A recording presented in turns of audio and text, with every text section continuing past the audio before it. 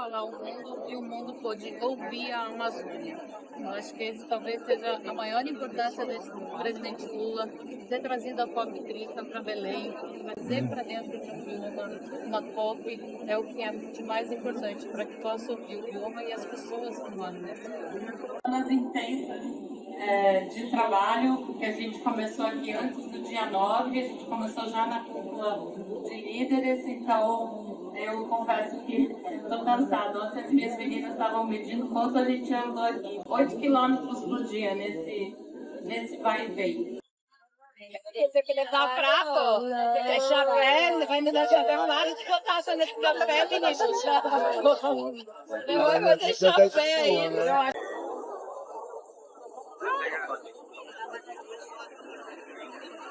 E aí? Tem meu filho? Tem. Pior que tem. Eu gosto.